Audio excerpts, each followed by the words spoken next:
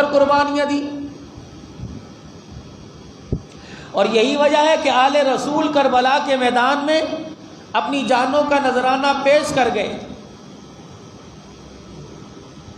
بات کیا تھی؟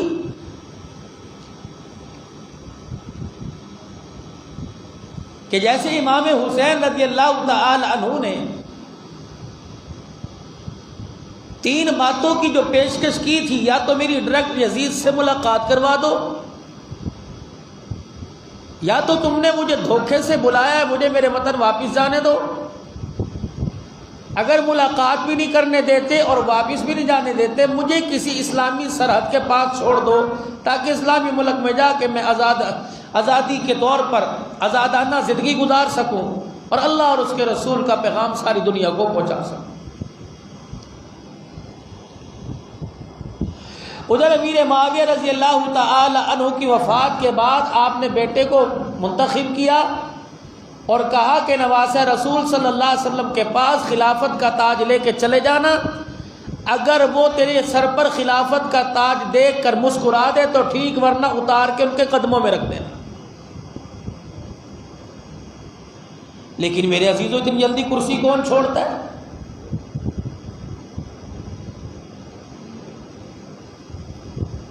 یزید کی یہ خواہش تھی کہ سارے میرے ہاتھ پر بیعت کر لیں.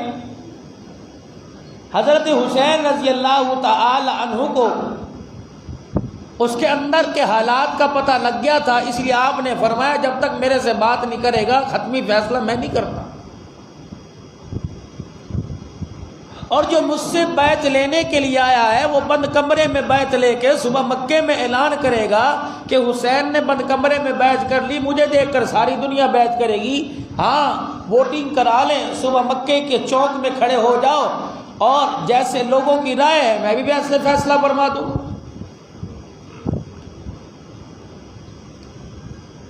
بس اس بات پر وہ تلے ہوئے کہ نہیں بیعت کرو.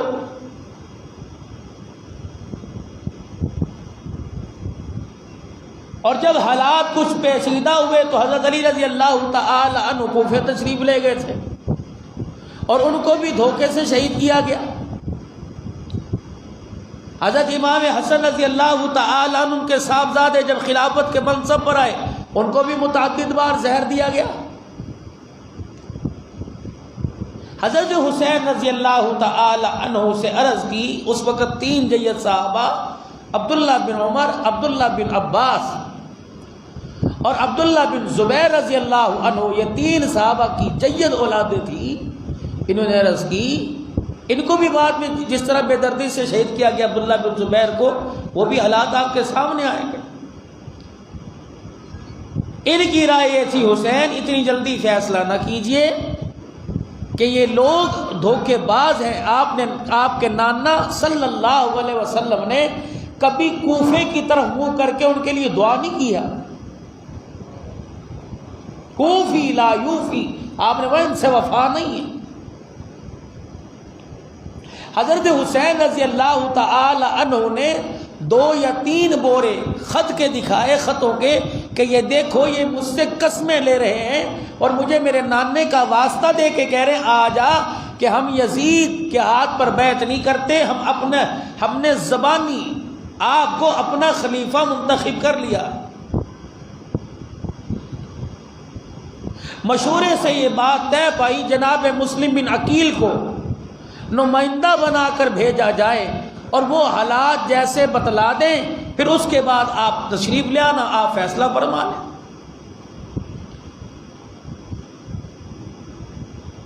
حضرت حسین رضی اللہ عنہ کے ذہن میں یہ بات تھی کہ جب اہل کوفہ بغیر دیکھے میرے ہاتھ پر بیعت کر چکے ہیں اور اتنے ہزار لوگ میری بیعت کرنے کو تیار ہیں، تو آپ نے اپنے کنبے کے ساتھ کہا ٹھیک ہے، وہاں جا کے ہم اپنی زندگی گزاریں گے، اللہ اس کے رسول کے پیغام کو عام کریں گے. رات کے اندھیرے میں انسان جب گھر سے نکلتا ہے تو اپنے چھوٹے بچے کو ساتھ نہیں لے کے جاتا، بے شک جتنا مرضی روتا ہو. حضرت حسین لڑائی کا درس نہیں، امن کا درس دینے کے لیے اپنے سارے کنبے کو ساتھ لے کے گئے. جناب مسلم بن عقیل رضی اللہ تعالیٰ عنہ جب کوفے میں پہنچے، والہانہ استقبال ہوا. واہ واہ کرنے والوں نے، مرحبا کہنے والوں نے، خوش آمدید کہنے والوں نے انتہا کر دی۔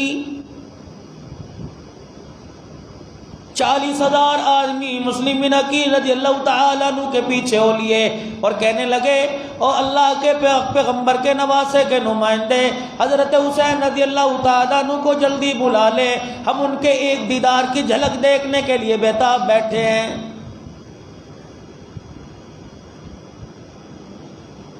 ادھر میرے عزیز و یزید کو پتہ لگا حلاج حسین کے حمایت میں جا رہے ہیں، اس نے نعمان بن بشیر کو گورنی سے معذور کر دیا۔ آپ میرے عزیز و یزید کو اس سازش سے باہر نہیں نکال سکتے۔ اگر میرے عزیز و حالات بہتر جا رہے تھے تو نعمان بن بشیر کو آپ نے معزول کر کے ابن زیاد کو کیوں گورنر مقرر کر دیا، جس نے آتے ہی تلوار نے عام سے باہر نکالی اور اس کی دھار دکھا کر لوگوں کو کہنے لگا فیصلہ دو ہی ہے، باتیں دو ہی ہیں، فیصلہ کرنے میں دیر نہیں کرنی، تمہیں یہاں سے میں ہلنے نہیں دوں گا، یا تو تلوار کی دھار کے اوپر تمہاری گردنیں آئیں گی ورنہ حسین کی بیعت کا انکار کر دو۔ دو ہی باتیں بس۔ ادھر مسلم بن عقیل نے جب راہوار دیکھی، لوگوں کو حسین حسین کا نام لیتے دیکھا، آپ نے فوراً خط لکھ دیا، نواز رسول آ جا، جیسے خطوں میں لکھا ہوا ہے ویسی حقیقت ہے۔ جناب حسین رضی اللہ تعالیٰ عنہ کو جب خط ملا، آپ نے فرمایا دیکھو میرے بھائی مسلم کا خط آ گیا، اب تو مجھے جانے سے منع نہ کرو۔ صحابہ اکرام رضوان اللہ تعالیٰ علیہ مجمعین کی اولادیں حج میں 2 دن باقی رہ گئے تھے، فرمانے لگے نانے کا دین اللہ اکبر بلند ہونے سے، ایک ایک فرقہ بلند ہونے سے، ایک حصہ بلند ہونے سے کچھ لوگ روک رہے ہیں، اللہ اکبر حج تم کرو، نانے کا دین پوری دنیا میں عام ہو جائے گا۔ حضرت حسین کو پتہ نہیں کتنے حجوں کا اللہ ثواب عطا فرما دے گا۔ ادھر ابن زیاد نے گلی کوچوں میں، مکانوں میں، سراؤں میں، کوفے کی جامع مسجد کے اندر اعلان کر دیا جو حسین کی بیعت نہیں توڑتا میری تلوار ابھی اس کا فیصلہ کرے گی۔ اپنے نمائندوں کو عورتوں کے گھروں میں بھیج دیا، محلے میں بھیج دیا اور جا کے کہہ دیا جو یزیدی بنے گا اتنے مال سے نوازا جائے گا، اتنا پیسہ دیا جائے گا، اتنے انعام و اکرام دیے جائیں گے، جو حسینی بنے گا اس کا سر کاٹ کر نیزے کی نوک میں کوفے کے چوک میں چڑھا دیا جائے گا۔ کسی کو کسی کی ماں نے روکا، کسی کو کسی کے بھائی نے روکا، کسی کو کسی کے رشتہ دار نے روکا، حتیٰ کہ لوگوں مسلم بن عقیل رضی اللہ تعالیٰ عنہ کا تعاقب شروع ہو گیا کہ کہاں گیا وہ آدمی جو حسین رضی اللہ تعالیٰ عنہ کے نام پر اپنے ہاتھ پہ بیعت لے رہا تھا۔ مسلم بن عقیل فرماتے ہیں ایک دل کے اندر، لوگوں کے دلوں کے اندر اتنا روب بیٹھ گیا، اتنا درد بیٹھ گیا، ظہر کی نماز پڑھا کر سلام پھیرا 40,000 آدمی تھا، عصر کی نماز کے بعد سلام پھیرا 18,000 رہ گیا، مغرب کی نماز کے لیے کھڑا ہوا 500 نماز پڑھنے والے تھے، میں نے سلام پھیر کے پیچھے مڑ کے دیکھا تو ایک بھی آدمی نظر نہ آیا۔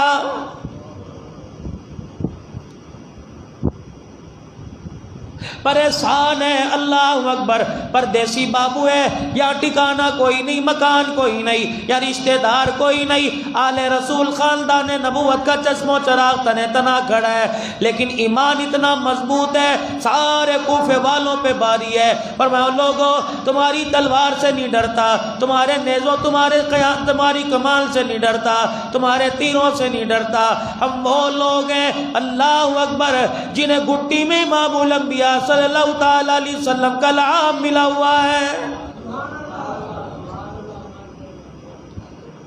ادھر کوفے کی مسجد میں اعلان کر دیا گیا جو مسلم بن عقیل کو گرفتار کر کے لائے گا اتنا انعام دیا جائے گا۔ اللہ اکبر۔ عروہ بن ہانی کے گھر اللہ غنی نیک آدمی تھا، مسلم بن عقیل رضی اللہ تعالیٰ عنہ اپنی جائے پناہ تلاش کرتے کرتے ایک مکان کے در دیوار کے پاس جا کے بیٹھ گئے، گھوڑے کے ٹانپوں کی آواز سن کر مالی کے مکان باہر آئے اور آ کے دیکھا کون ہے، اللہ اکبر، ایک چاند آسمان پہ چمک رہا ہے، ایک چاند اس کے دروازے پہ بیٹھا چمک رہا ہے۔ کہنے لگے کون ہو؟ کہ پردیسی ہوں۔ کہاں سے آئے؟ کہ مکے سے آئے، مدینے کے رہنے والے۔ کون ہو؟ آل رسول ہوں۔ تمہاری پہچان کیا ہے؟ کہنے لگے محمد الرسول اللہ۔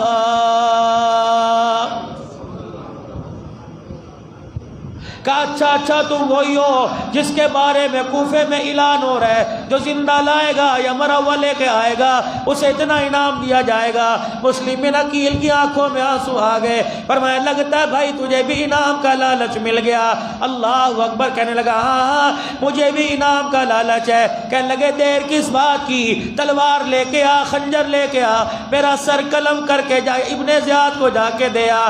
دھاڑے مار کے رونے لگا، کہنے لگا مسلم بن عقیل تجھے سمجھنے میں غلط فہمی ہوئی، اللہ کی عزت کی قسم میں دنیا کے انعام کی بات نہیں کرتا، میں تو حوض کوثر کے انعام کی بات کرتا ہوں۔ آپ فرمانے لگے پتہ ہے مجھے پناہ دینے کی سزا کیا ملے گی؟ کنبے سمیت کاٹ دیا جائے گا، ٹکڑے کر دیے جائیں گے۔ کہنے لگا مسلم بن عقیل ہاتھ پکڑا اور اندر آ جا، آج کا کٹنا منظور ہے، کل کی شرمندگی کون برداشت کرے گا؟ فرمایا تو بال بچوں والا، کنبے والا، رکھ رکھاؤ والا، جا جا اپنے گھر چلا جا، دروازہ بند کر لے، میرا اللہ وارث ہے۔ ہاتھ پکڑ کے اندر کھینچ لیا کہ مسلم بن عقیل یا تو باہر نہ آتا، اگر باہر آ گیا تجھے دیکھ کر آل رسول کو، خاندان نبوت کے بیٹے چشم و چراغ کو دیکھ کر اگر دروازہ بند کر لیا، قیامت کا دن ہوگا، جنت کے رستے پر جاتے حضور نے اشارہ کر دیا اس کے لیے دروازہ جنت کا بند کر دو، بتا میں کہاں جاؤں گا؟ آج جان دینا آسان ہے، کل تیرے نانے محمد مصطفیٰ کے حوض کوثر پہ کھڑا ہونا مشکل ہو جائے گا۔ جناب مسلم بن عقیل کا تعاقب کر دیا گیا، اسی کے گھر کا لالچی ساز و سامان کے خاطر بخبری کرتا ہوا مسلم بن عقیل کو پکڑوا دیا گیا، آپ کا سر قلم کر کے نیزے کی نوک میں کوفے کے بازار کے اندر چڑھا دیا گیا۔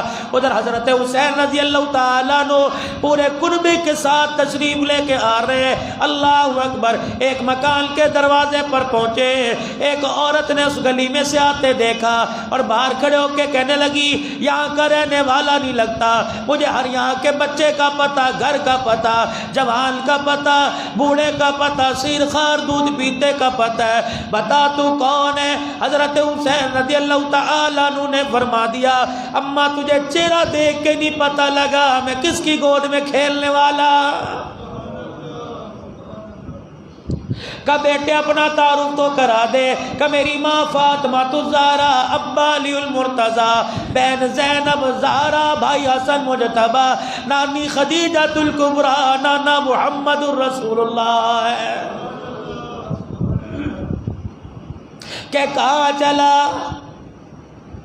جو اب بات آپ کو بتلانا چاہ رہا ہوں کربلا میں جانے کی یہ وجہ تھی کہ ایک دن خواب میں سویا ہوا تھا، خواب میں میرے نانا جان آئے، مجھے انگلی کا اشارہ کیا، میں نے دیکھا مجھے ایک صحرا نظر آیا، ایک کنکروں پتھروں والی جگہ آئی، میرے نانا جان نے فرمایا تھا حسین ادھر جانے میں کسی قسم کا انکار نہ کرنا، اگر تجھے یہاں بلایا جائے چلے جانا، اللہ جل شانہ یہاں کی مٹی کو تیرے خون سے رنگین کر کر پوری دنیا کے اندر اسلام کی حقانیت کو زندہ کرے گا۔ کہ جب نانا جانے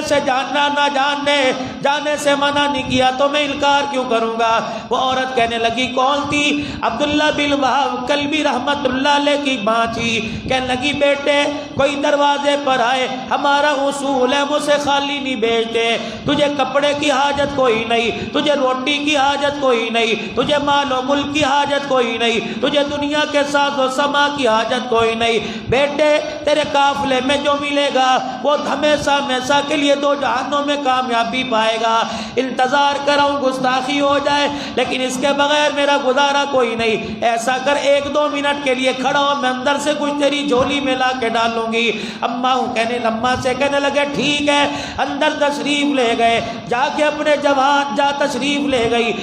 اپنے جوان بیٹے عبداللہ بن وہب کلبی کے آگے جھولی پھیلا دی اور کہنے لگی بیٹا آج حسین دربار میں بار گلی میں کھڑا ہے، آج اس کی جھولی میں ڈال دو، مجھے پتہ ہے کل اپنے نانے سے اللہ اکبر دنیا آخرت کی نعمتیں کامیابیاں لے کے ہماری جھولی میں ڈلوا دے گا۔ بیٹا سمجھا ماں پیسہ مانگے گی، کہ اماں بتا کتنے کہاں چاہیے؟ کہ بیٹے میں آج تیرے سے پیسہ نہیں مانگتی بلکہ آج میں اپنے تیرے سے دودھ کی قیمت مانگتی ہوں۔ ماں مائیں بھی کبھی دودھ کی قیمت مانگا کرتی ہیں کہ بیٹے پھر جنت اتنی جلدی بھی نہیں ملا کرتی۔